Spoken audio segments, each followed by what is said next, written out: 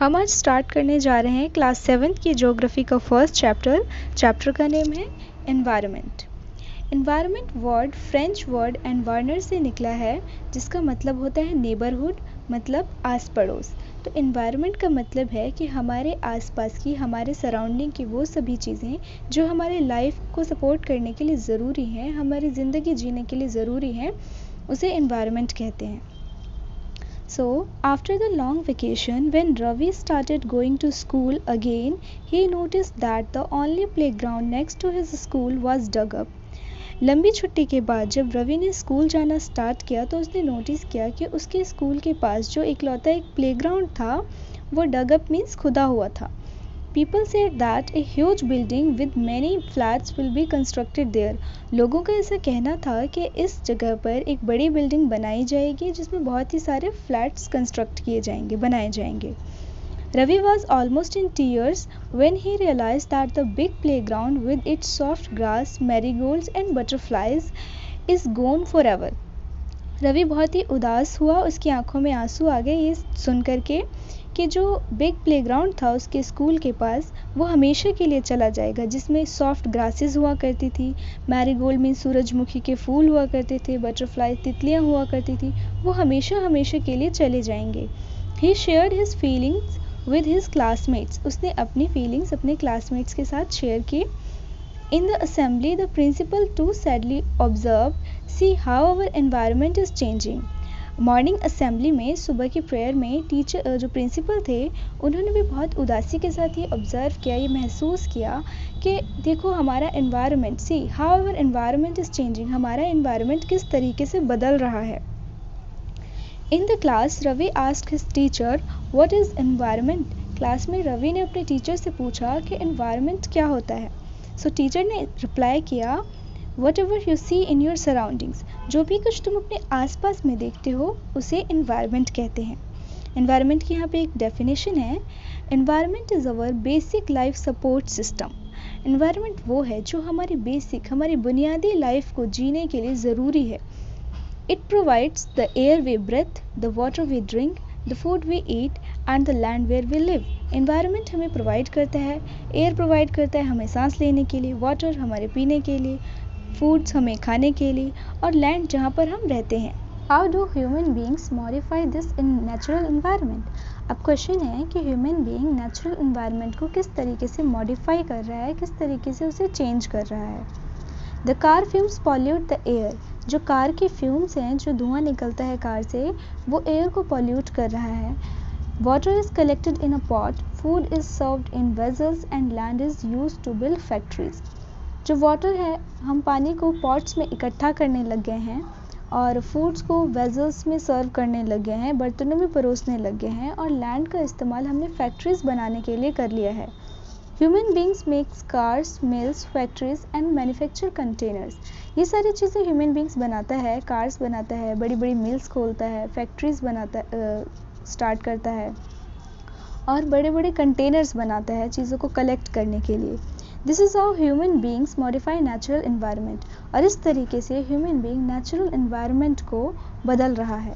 Ravi thought allowed, Ravi ने और सोचा, that means the school building, tables, chairs in the classroom, even that open field, the road, the garbage, my friends, all are part of our environment. Ravi ने कहा कि जो सारी चीज़ें हैं हमारे आसपास में, लाइक हमारा स्कूल का बिल्डिंग, टेबल्स, चेयर्स जो हमारे क्लासरूम में है, ओपन फील्ड, खुला जो प्लेग्राउंड है, और रोड, गार्बेज, कूड़ा करकट, मेरे फ्रेंड्स, ये सभी इसका मतलब एनवायरनमेंट का ही पार्ट है। जब टीचर ने ये कहा कि जो भी चीज़ तुम अपने आसपास देखते हो, सराउंडिंग में देखते हो, वो एनवायरनमेंट का पार्ट है, तो रवि ने ये कहा। Yes said the teacher, teacher ने हाँ कहा, और आगे कहा, but wait, some objects are created by nature. Teacher ने कहा कि कुछ चीज़ें होती हैं जो नेचर के द्वारा दी गई होती है, प्रकृति के द्वारा बनाई गई होती हैं, जैसे कि फॉर एग्जांपल माउंटेन्स हो गए, पहाड़, रिवर्स, नदियाँ, trees and animals. Others are made by people, और कुछ दूसरी चीज़ें हैं जो मनुष्य के द्वारा, इंसानों के द्वारा बनाई जाती हैं, जैसे कि roads, cars, clothes and books. ये सभी चीज़ें इंसान बनाता है। Now work in pairs, make a list with your classmates sitting next to you of the creations of nature and by human beings. अब टीचर ने कहा कि पेयर्स में तुम लोग एक काम करो कि जो भी चीज़ तुम अपनी सराउंडिंग में देखते हो उसकी लिस्ट बनाओ, उन चीज़ों की अलग बनाओ जो नेचर द्वारा क्रिएटेड है और उन चीज़ों की अलग जो ह्यूमन बींग्स बनाता है। Ravi, Paramjit, Jessy, Mustafa, Asha were all excited about making the list. ये सभी बच्चे लिस्ट बनाने के लिए काफ़ी एक्साइटेड हुए यानी उत्साहित हुए, बहुत ही खुश हुए। Why is our environment changing? Asked Iqbal. Iqbal ने पूछा कि हमारा एनवायरनमेंट क्यों चेंज हो रहा है। So it is all because of our needs, they are increasing day by day, we are therefore modifying and at times even destroying our natural surroundings, the teacher replied. Teacher ने जवाब दिया कि ऐसा इसलिए हो रहा है कि डे बाय डे जो हमारी नीड है, हमारी ज़रूरतें हैं वो बढ़ती जा रही हैं, इंक्रीज़ होती जा रही हैं। We are therefore modifying and at times even destroying our natural surroundings. Teacher ने कहा कि हम अपने एनवायरनमेंट को मॉडिफाई तो कर ही रहे हैं, चेंज तो कर ही रहे हैं, लेकिन कभी कभी हम उसे डिस्ट्रॉय करना भी शुरू कर दे रहे हैं, चेंजिंग के साथ साथ उसे बर्बाद भी कर रहे हैं साथ में। The teacher replied, from the above conversation you understand that the place, people, things and nature that surround any living organism is called environment. ऊपर के डिस्कशन से तुम्हें इतना समझ में आ गया होगा कि जो प्लेस, पीपल, जो जगह, लोग और चीज़ें और नेचर जो हमारे आसपास में होता है किसी भी लिविंग ऑर्गेनिज्म के, उसे एनवायरनमेंट कहते हैं। It is combination of natural and human made phenomena. ये नेचुरल और ह्यूमन मेड दोनों ही फिनोमिना का कॉम्बिनेशन या मिक्सचर होता है। while the natural environment refers to the both biotic and abiotic conditions existing on the earth। जो natural environment होते हैं उसमें दोनों कंडीशंस होती हैं, बायोटिक और एबायोटिक कंडीशंस दोनों होती है। बायोटिक वो होता है जो लिविंग वर्ल्ड, लिविंग ऑर्गेनिजम्स को बायोटिक कहते हैं, लाइक प्लांट्स एंड एनिमल्स, जबकि नॉन लिविंग वर्ल्ड को एबायोटिक कहते हैं, लाइक लैंड, एयर, ये सारी चीज़ें।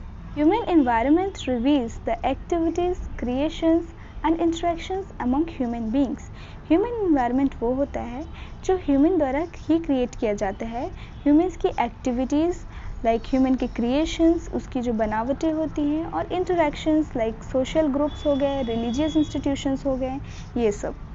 Now natural environment, land, water, air, plants and animals comprise the natural environment. ये सारी चीज़ें जो होती हैं ये नेचुरल एनवायरनमेंट में आती हैं। You are familiar with the meaning of lithosphere, hydrosphere, atmosphere and biosphere from your previous classes। ये सारी चीज़ें 6th क्लास में मोस्ट प्रोबेबली पढ़ी होंगी। लिथोस्फीयर अर्थ से रिलेटेड, हाइड्रोस्फीयर वाटर से, हाइड्रो मीन्स वाटर, एटमोसफियर जो सराउंडिंग जो लेयर है अर्थ को सराउंड करती है, जिसमें बहुत सारी गैसेस हैं, कुछ लाइफ सपोर्टिंग और कुछ पॉइजनस भी हैं, उसे एटमोसफियर कहते हैं। बायोस्फीयर जहाँ पे इन तीनों का इंट्रैक्शन होता है और लाइफ पॉसिबल हो पाती है, उसे बायोस्फीयर कहते हैं। Let us learn some more facts about these domains. इन सभी डोमेन्स यानी इन सभी क्षेत्रों के बारे में कुछ और फैक्ट्स को पढ़ते हैं। Like lithosphere is the solid crust और the hard top layer of the earth. अब लिथोस्फीयर जो अर्थ क्रस्ट का सबसे टॉप लेयर होता है, हार्ड सरफेस होता है अर्थ का, उसे लिथोस्फीयर कहते हैं। It is made up of rocks and minerals and covered by a thin layer of soil। ये कुछ रॉक्स, चट्टानों और मिनरल्स से बनी होती है और इसके ऊपर एक सॉइल की पतली लेयर चढ़ी होती है। It is an irregular surface with various landforms such as mountains, plateaus, plains, valleys, etc। ये जो ऊपरी लेयर होती है अर्थ क्रस्ट की, ये इरेगुलर सरफेस होता है, यानी ये बराबर नहीं होता, कहीं पे ऊंचा होता है, कहीं पे नीचा, कहीं पे प्लेन होता है। जैसे कि अलग अलग तरीके के लैंडफॉर्म्स होते हैं, कहीं पे माउंटेन्स होते हैं, कहीं पे प्लेट्यूज़ होते हैं। माउंटेन्स मीन्स पहाड़, प्लेट्यूज़ मतलब जो ज़मीन से एक ऊंचा हिस्सा जो ना तो पहाड़ जितना ऊंचा हो और ना ही ज़मीन जितना प्लेन हो, उसे प्लेट्यूज़ कहते हैं। इंडिया में मोस्टली ये साउथ इंडिया के एरिया में पाया जाता है।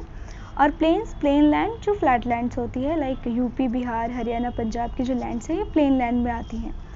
एंड वैलीज़ जो दो पहाड़ों के बीच का एरिया होता है उसे वैलीज़ कहते हैं।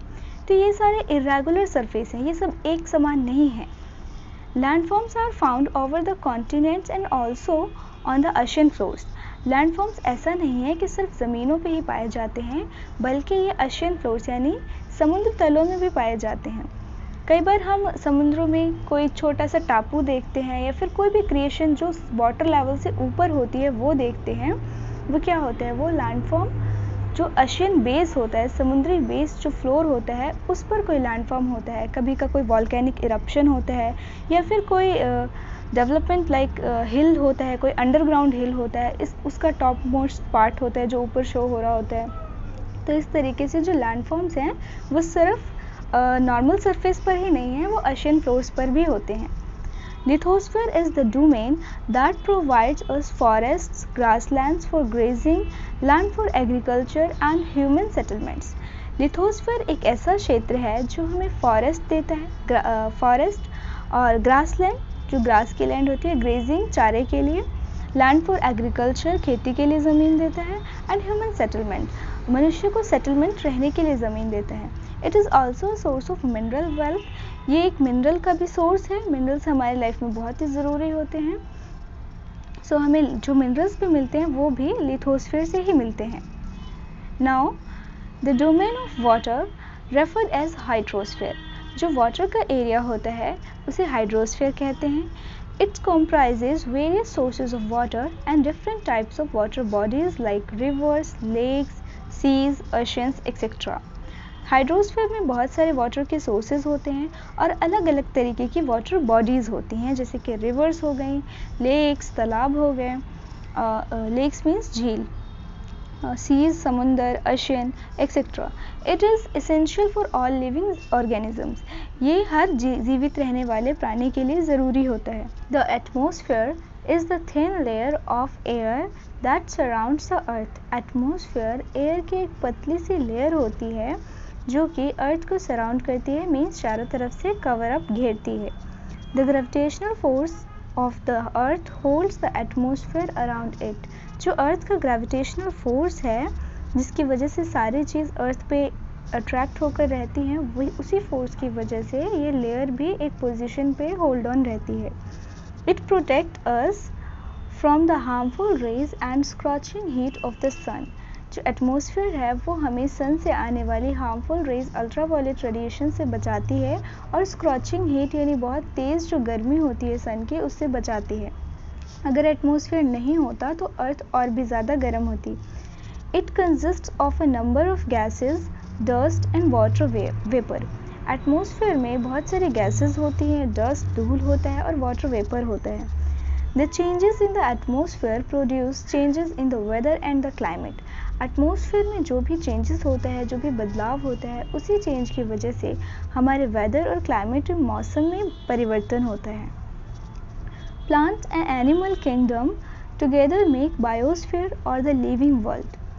प्लांट और एनिमल किंगडम जब दोनों एक साथ मिक्सचर होता है तो वो बायोस्फीयर बनाते हैं। Biosphere means living world, bio शब्द से bio means living, living world का क्रिएशन होता है। It is a narrow zone of earth where land, water, air interact with each other to support life. अब बायोस्फीयर की definition है यहाँ पर कि एक नैरो जोन, एक ऐसा एरिया जहाँ पे अर्थ में वाटर, अर्थ पे लैंड, वाटर, एयर तीनों एक साथ इंटरेक्शन होता हो तीनों का, और वहाँ पे लाइफ पॉसिबल हो with each other to support life, तो उसे बायोस्फीयर कहते हैं। Now ecosystem, it is a system formed by the interaction of all living organisms with each other and with physical and chemical factors of the environment in which they live, all linked by transfer of energy and material. Ecosystem किसे कहते हैं? एक ऐसा system जिसमें living organism का आपस में एक दूसरे के साथ और कुछ नॉन लिविंग, कुछ फिजिकल और केमिकल फैक्टर के साथ जो इंटरेक्शन होता है एनवायरनमेंट के, जिसमें वो रहते हैं और एक दूसरे से अपना एनर्जी ट्रांसफरिंग करते हैं, मटेरियल शेयर करते हैं, उसे इकोसिस्टम कहते हैं। Now what is ecosystem? At an NCC camp that Ravi's class was attending, Jessie exclaimed what a heavy downpour. NCC camp में रवि की क्लास के जेसी ने एक्सक्लेम्ड यानी चिल्लाते हुए कहा खुशी से, व्हाट अ हैवी डॉन पर, कितनी अच्छी और कितनी तेज़ बारिश है। हैवी डॉन पर मतलब तेज़ बारिश। It reminds me of my home in Kerala. उसने कहा कि इसने मुझे अपने घर केरला की याद दिला दी। इसका मतलब वो बताना चाह रहा है कि केरला में हैवी डॉन पर तेज़ बारिश होती है, वहाँ का ऐसा मौसम है। You should come and see how it pours and pours over the lush green fields and coconut plantation. उसने कहा कि तुम्हें मेरे यहाँ आना चाहिए और देखना चाहिए कि कितनी बारिश होती है, लगातार बारिश होती जाती है over the lush green fields, एकदम हरी ज़मीन पर और हमारे कोकोनट के प्लांटेशन यानी नारियल के पेड़ों पर. Hira from Jaisalmer exclaimed, we get no rain. Hira जो कि जैसलमेर से है, मीन्स जैसलमेर राजस्थान में एक जगह है, वहाँ से है. उसने कहा कि हमारे यहाँ तो कोई बारिश नहीं होती. We see only kikar and sand as far as the eyes can see. हम केवल या तो कीकर देख पाते हैं या फिर सैंड बालू रेत देख पाते हैं, जहाँ तक हमारी आंखें देख सकती हैं. कीकर एक पेड़ होता है जो कि सैंडी सॉइल में पाया जाता है. ये पेड़ दिल्ली रीजन में भी पाया जाता है. साउथ वेस्ट दिल्ली, अरावली का जो एरिया है उसमें पाया जाता है. राजस्थान में ये पेड़ बहुत पाए जाते हैं. But you also find camels, said Ravi. Ravi ने कहा कि तुम्हें वहाँ कैमल्स भी मिलेंगे, ऊँट भी मिलेंगे. Heera says, not just camel, सिर्फ ऊँट ही नहीं. If you visit our desert, यदि तुम हमारे डेजर्ट में घूमो, यू विल सी स्नेक्स, तुम्हें सांप भी दिखाई देंगे, लिजर्ड, छिपकली भी दिखाई देंगे और बहुत सारे कुछ इंसेक्ट्स, कीट पतंग भी दिखाई देंगे. Ravi wondered, why do the animals, the vegetation and the way people live vary from place to place, are they all related to each other? Ravi को आश्चर्य हुआ, हैरानी हुई. उसने पूछा कि जो एनिमल्स हैं, जो वेजिटेशन है, प्लांटेशन के टाइप्स हैं और जो एनिमल्स के टाइप्स हैं और जिस तरीके से लोगों का रहन सहन है वो प्लेस टू प्लेस यानी एक जगह से दूसरी जगह वेरी क्यों करता है, डिफ़र क्यों करता है. Are they all related to each other, क्या ये सभी चीज़ें आपस में रिलेटेड हैं? एक जगह के एनिमल्स, वेजिटेशन और जो लोगों का रहन सहन है, ये क्या सभी एक दूसरे से रिलेटेड हैं? So oh yes, very much so, the teacher replied. Teacher ने कहा हाँ, बिल्कुल ऐसा ही है. All plants, animals and human beings depend on their immediate surroundings. जितने भी प्लांट्स, एनिमल्स और ह्यूमन बींग्स होते हैं वो अपने आसपास के जो सराउंडिंग है, जो इमीडिएट सराउंडिंग है, उनके आसपास क्या है उस पर ही डिपेंडेंट होते हैं. Often they are also interdependent on each other, अक्सर वो आपस में भी एक दूसरे पे बहुत ज़्यादा डिपेंडेंट होते हैं. This relation between the living organism as well as the relation between the organisms and their surroundings form an ecosystem. जो ये रिलेशन है, जो ये संबंध है लिविंग ऑर्गेनिज्म का एक दूसरे के साथ या फिर लिविंग ऑर्गेनिज्म का अपने सराउंडिंग के साथ, अपने आसपास के वातावरण के साथ, उसे इकोसिस्टम कहते हैं. There could be an ecosystem of large rain forest, grassland, desert, mountains, lake, river, ocean and even a small pond. Ecosystem एक बड़ा सा रेन फॉरेस्ट भी हो सकता है, ग्रासलैंड भी हो सकता है, डेजर्ट भी हो सकता है, रेगिस्तान भी हो सकता है, माउंटेन्स, लेक्स, रिवर, समुंदर और स्मॉल पॉन्ड, इवन एक छोटा सा तालाब भी इकोसिस्टम हो सकता है, क्योंकि उसमें बहुत सारे ऑर्गेनिजम्स रहते हैं जो अपने लाइफ को सर्वाइव करने के लिए उस पॉन्ड पे ही डिपेंडेंट होते हैं. So do you think the park in which Ravi and his friends played form an ecosystem? क्या तुम ऐसा सोचते हो कि जिस पार्क में रवि और उसके फ्रेंड्स खेलते थे वो भी एक इकोसिस्टम है? येस ऑफ कोर्स, एक पार्क भी एक इकोसिस्टम होता है, वहाँ पे रहने वाले छोटे ऑर्गेनिजम्स के लिए, प्लांट्स के लिए. On 5 June every year the world environment day is celebrated. हर 5 जून को हर साल वर्ल्ड एनवायरनमेंट डे सेलिब्रेट किया जाता है. ह्यूमन एनवायरनमेंट, अब मनुष्य का एनवायरनमेंट के साथ क्या रिलेशन है? Human beings interact with the environment and modify it according to their need. Human beings, मनुष्य एनवायरनमेंट के साथ इंटरेक्शन करता है और उसे अपनी ज़रूरत के मुताबिक मॉडिफाई करता है, चेंज करता है. Early humans adapted themselves to the natural surroundings. जो शुरुआती दौर के ह्यूमन बींग्स थे उन्होंने खुद को ही अडेप्ट कर लिया था अपने नेचुरल सराउंडिंग से, अपने एनवायरनमेंट से. उन्होंने एनवायरनमेंट को अपने अकॉर्डिंग नहीं चेंज किया, अपने आप को एनवायरनमेंट के अकॉर्डिंग बना लिया. They led a simple life and fulfilled their requirements from the nature around them. उन्होंने एक सिंपल जीवन से शुरुआत की और अपनी सारी ज़रूरतों को पूरा करते थे अपने आसपास मिलने वाली चीज़ों से ही, अपने आसपास के नेचर से ही. With time needs grew and become more varied. समय के साथ साथ लोगों की ज़रूरतें बढ़ीं और लोगों की ज़रूरतें विस्तृत हुई, बहुत ही बड़े पैमाने पर बदल गई, वैरी करने लगी, डिफ़र करने लगी. Humans learns new ways to use and change environment. मनुष्य ने नए तरीके सीखे एनवायरनमेंट को यूज़ करने के और उसे चेंज करने के। They learn to grow crops, domesticate animals and led a settled life. उसने सीखा किस तरीके से फसलों को उगाया जाए, किस तरीके से एनिमल्स को डोमेस्टिकेट किया जाए, पाला जाए, और कैसे एक सेटल्ड लाइफ की शुरुआत की जाए। The wheel was invented, surplus food was produced. Wheel का इन्वेंशन हुआ, पहिए का आविष्कार हुआ, सरप्लस फूड प्रोडक्शन का शुरुआत हुआ, यानी इतना फूड प्रोड्यूस किया जाए कि अपनी ज़रूरतों को पूरी करने के बावजूद कुछ एक्स्ट्रा बचे जिसे मार्केट में सोल्ड आउट किया जाए, बेचा जा सके। सरप्लस वही होता है। बार्टर सिस्टम की शुरुआत हुई। बार्टर सिस्टम वो होता था कि मतलब विदाउट मनी का यूज़ किए हुए वस्तुओं का एक दूसरे से एक्सचेंज होता था, आदान प्रदान होता था। Like barter system, it is a trade, एक तरीके का व्यापार होता था जिसमें गुड्स मीन्स चीज़ें, यहाँ पे गुड वेरी गुड वाला गुड नहीं है, गुड्स का मतलब चीज़ें होते हैं, are exchange without the use of money. Goods का एक्सचेंज होता था, एक दूसरे को देते थे। अगर किसी को जूते की ज़रूरत है तो बदले में वो गेहूँ देगा जूते वाले को और जूते वाला उसे जूता देगा। तो ये एक्सचेंज ऑफ गुड्स होता था विदाउट मनी का यूज़ नहीं होता था इसमें। बार्टर सिस्टम की शुरुआत हुई। Trade started and commerce develop, व्यापार स्टार्ट हुआ और बिजनेस की शुरुआत हुई। इंडस्ट्रियल रिवोल्यूशन आया, जब बड़े पैमाने पर इंडस्ट्री सेटअप की गई पूरे वर्ल्ड में। सो industrial revolution enable large scale production. Industrial revolution होने से बड़े पैमाने पर प्रोडक्शन होने लग गया, काफ़ी बड़े पैमाने पर। ट्रांसपोर्टेशन बिकम फास्टर, यातायात के साधन ट्रांसपोर्ट फास्ट हुआ, तेज हुआ। रेलवे की शुरुआत हुई और भी अदर मोड्स ऑफ ट्रांसपोर्टेशन की शुरुआत हुई।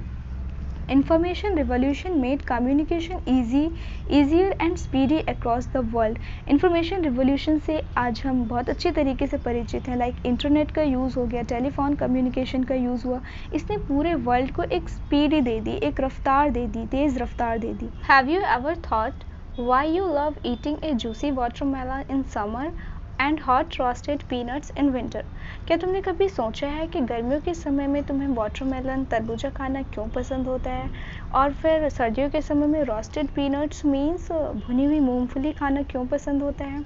सो a perfect balance is necessary between the natural and human environment. तो इसका मतलब ये है कि ह्यूमन और नेचुरल इन्वायरमेंट, इन दोनों में ही एक बैलेंस होना चाहिए। ऐसा नहीं कि हम अपनी ज़रूरतों को पूरा करने के लिए हम अपने नेचुरल इन्वायरमेंट में इंटरफेयर कर दें एक हद से ज़्यादा।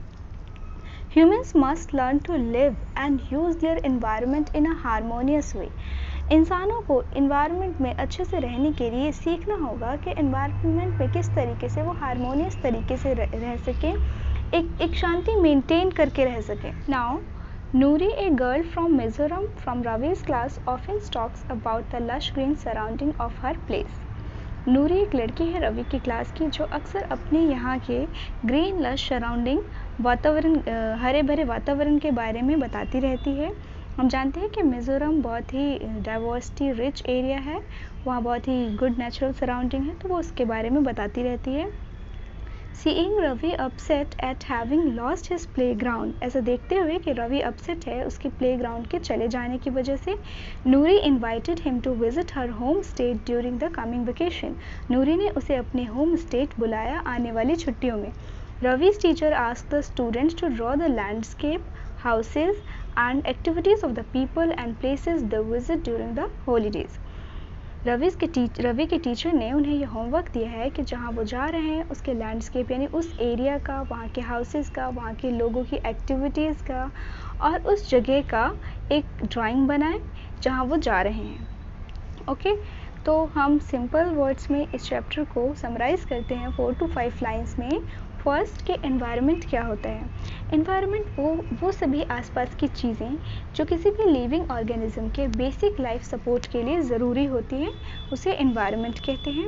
अब एनवायरनमेंट के कंपोनेंट्स होते हैं कई सारे, like natural environment, human made environment और humans.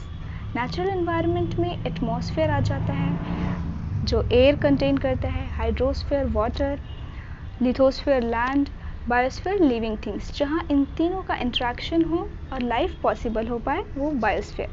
Now human made environments like buildings, parks, bridges, ये सारी चीज़ें जो ह्यूमन बनाते हैं इन्वायरमेंट में। अब ह्यूमन भी इन्वायरमेंट का पार्ट है।